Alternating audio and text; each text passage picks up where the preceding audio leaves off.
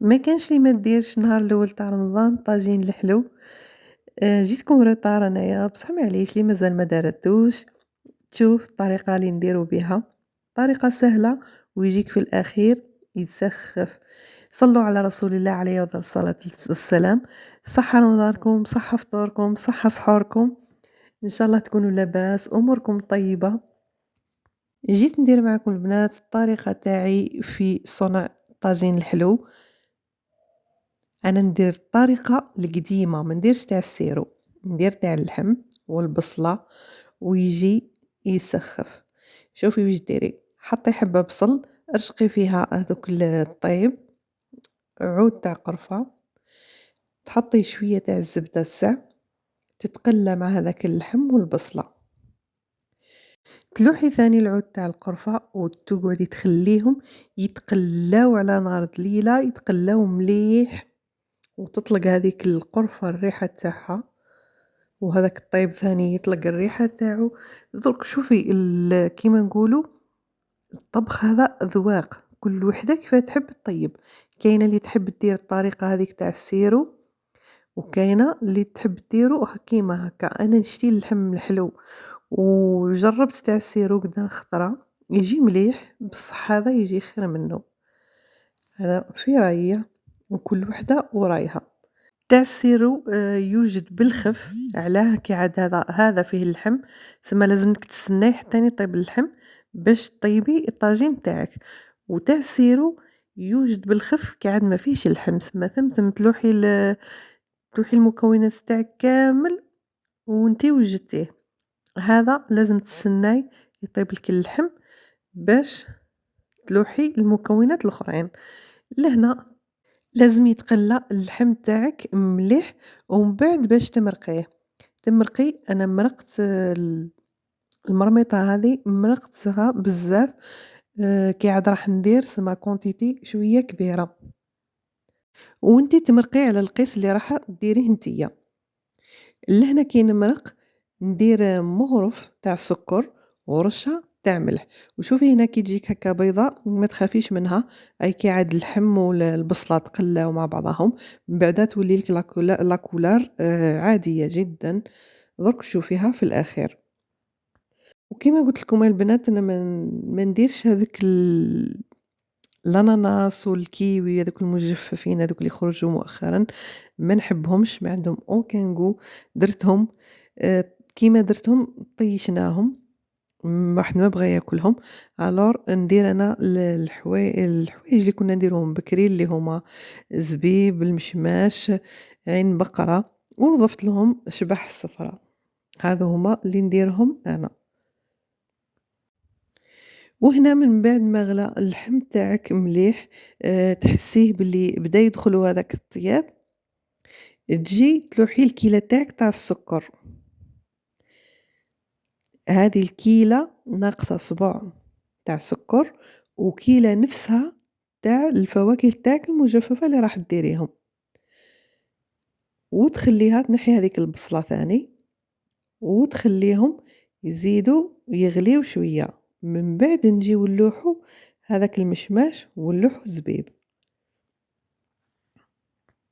هنايا البنات نسيت نقول لكم كي تبداي بعد تخدمي في الطاجين الحلو تاعك تغلي شويه ما وتحطي هذيك العين بقرة والمشماش والزبيب تحطيهم في الماء يغلي وتخليهم اكوتي. تنقي العين بقرة تاعك اللي تشوفيها هكا شويه ماهيش مليحه ما تخليهاش، لانك لو كان تخليها راح تطلق لك واحد اللون هكا تجي قهوي هكا قاطعه وتجي لا كولار تاع الطاجين تاعك مكان. وهنا لُحت لا كونتيتي تاع الزبيب والمشماش باسكو هُما شوية قاصين، عين بقرة تخليها في الأخير خلاص وتزيدي تلوحيها. بعد ما غلات الزبيب هذاك والمشماش نزيدو نجيو نلوحو عين بقرة. عين بقرة ما تطولش، هي ثم طيب، ديريها واحد ل5 دقايق حتى ل10 دقايق، خليها حتى هي تغلي، ومن بعد نزيدو نلوحو شبح الصفرا في الأخير خلاص حتى هي تغلي واحد ل5 دقايق ولا هذا مكان، وتطفي على الطاجين تاعك. وتشوفوا يا البنات واحد الريحة في الكوزينة، ريحة القرفة وريحة واش نقول لكم، هذا الطاجين هو اللي يخلّينا نشمّوا ريحة رمضان النهار الأول. أنا كي يقولوا لي وجدوا طاجين العين قبل رمضان تجيني بيزار باسكو لو شارم كل في هاذيك الريحة تاع النهار الأول تاع الطاجين. هنايا شوفوا غلات عين بقرة ولازم يختار لي هذاك السيرو تاعها، لازم يختار ما تخليهش هكا مايح، أنا راني نعت لكم برك، لوحتها ونخليه يختار، ونجي نلوح نص كاس تاع ما ورد، ونضيف مغرف تاع العسل، ونخليهم شوية هكا 5 دقايق ولا، ونجيب شبح الصفرا نلوحهم، شبح الصفرا ثاني ما يطولوش واحد 5 دقايق هكا 7 8 دقايق با بلوس. تخلّيهم يدخل فيهم هذاك العسل ويتشربوا هذاك العسل تاعهم مليح ويختار الطاجين تاعك.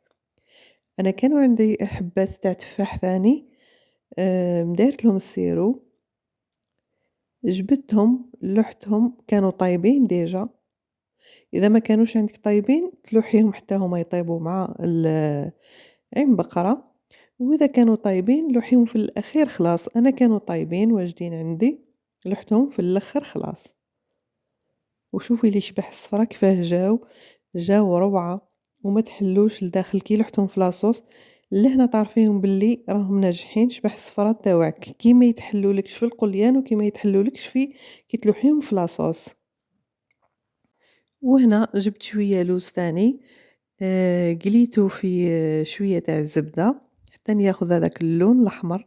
هنا ها هو كي التفاح اللي كان عندي لُحته في اللخر ثاني وخليتهم يختاروا مع بعض، وتضيفي شوية تاع اللوز هذاك اللي درتيه اللي حمرتيه، حمريه شوية برك ما تحرقيهش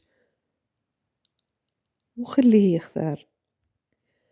وشوفي لي اختي النتيجة في اللخر كيفاه جا طاجين روعة، لا في اللون لا في المكونات تاعو لا في كل شي البنة واش نقول لكم سما كاملة على بالنا البنة تاع الطاجين لا تقاوم، ريحته ثاني لا تقاوم، نتمنى خواتاتي تجربوه، وكيما ديما نقول لكم يا البنات إذا خديتوا فكرة لشتا صغيرة من عندي ولا معلومة صغيرة من عندي جيم وكومونتير فضلًا وليس أمرًا، ورمضان كريم للجميع.